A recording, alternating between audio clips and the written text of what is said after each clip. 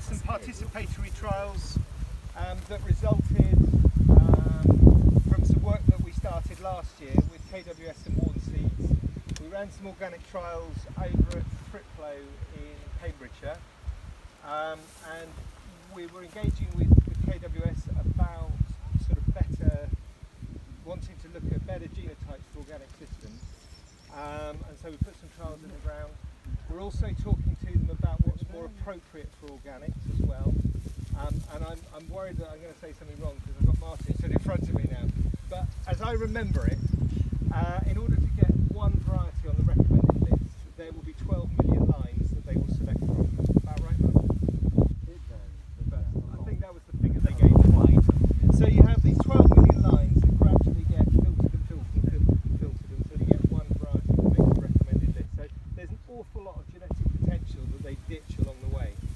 And so what we wanted to do was explain to them what it was that we as organic farmers wanted out of our varieties, to see whether any of that was discarded along the way might be appropriate, and it could be an opportunity for them to commercialise something that would otherwise just be put on the scrap heap.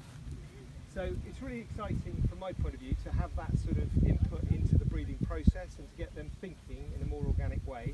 So that's really positive. A little bit of a plug while I'm on it, we have another trials day with them next week on the 11th, so if anybody's interested in coming along and having a look at the plots this year, then please do. Grab a leaflet, but more importantly, get in touch with Kathy, book it. But anyway, so from the trial results last year, we made some selections about some varieties that we felt had performed best in those trials, and then what we wanted to do was to actually test those on a range of different soil types, climatic conditions and management systems. And so we have 7 farmers around the country who have grown participatory strips, and Ambro here can explain more about that because he understands how you can work those sort of participatory trials, and he's the one that does the clever stuff and the assessments, etc. But just so you know, here we stood in front of the Wakelins population. We've then got, if I can remember we got Crispin, Siskin, Basset, Montana, Spider and Evolution. And then Evolution. So and Evolution being a fairly widely grown one, the others being relatively new varieties. This is and the Wakelins population, and we have the originator of it here. So Martin, we can really say thank you, Martin, as a spiritual father of this stuff. It looks gorgeous in this farm and in many other farms. And also, many of you may have seen this leaflet into the welcome booklet. Actually, the one who is better covering across all the 7 farms is that one. But anyway, they will talk for themselves, the varieties. What we really wanted to talk now is that I think it's about a year and a half that we heard talking more and more about cities and science, but it's a bit of a buzzword, and we were also thinking if we don't start and try to do it, we can talk about it as much as we want without getting it there. So tasting varieties in conventional is mainly the information we rely on to choose varieties, and we know that this information is not necessarily applicable to organic. Also, testing varieties in organic, if you do just plots, trials, is not necessarily applicable to whole farm scale, especially in organic where every farm is a world of its own. But then if you want to test it in a different condition, either you set up a specific trial simulating all those different conditions, or you just get it to the real world. Actually, here we have strips of these 7 varieties, plus other 3 that will be captured in the next section. And these strips are 6 meters here, so drilled with farm machinery. They will be harvested with farm machinery. They are 400 meters long. Mark Lee has all 7 varieties, so the farmers just needed to drill 3 varieties.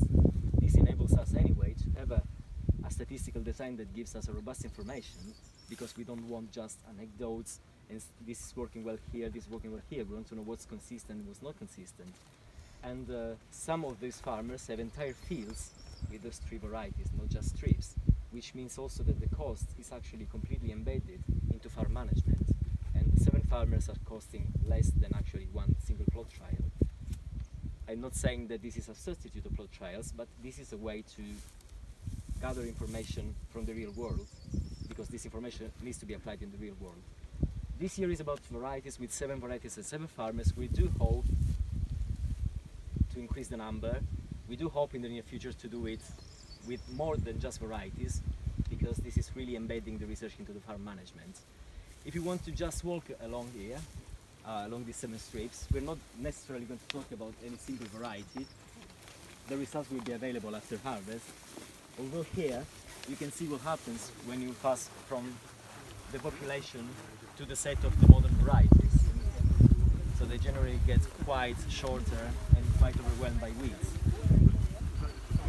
And also, so that I leave you free to ask questions and observe the variety yourself, I wanted to tell you, if another thing that farm scale trial enable is that if you have a particular variety you're interested or curious about what it's going to taste, you can just taste biscuits and boiled grains out of them on the table down the gazebo there. Because just made by the small food bakery out of the spare seeds from this sowing. So here is it. Any questions? And then if we slowly move to the table. What was the order again? Siskin? This is siskin, population first, siskin, then we have crisping here every 6 meters. Actually, see the bags. Gotcha. Oh, yeah. Crisping is here. They tend to look all the same as they are. Of course, after seeing the change from the population to the modern, it's quite striking that.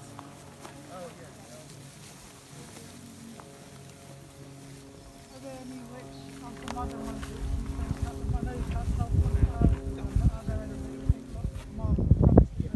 We have seen, I don't know if you have seen this leaflet, it's the welcome booklet. If you want a copy of it, we see that for example diseases and other things, they look basically the same. Of course they change in height, but they also change in how do they cover the soil. So we have some that is performing better than others. For example, this one is performing well. Then we have where we are.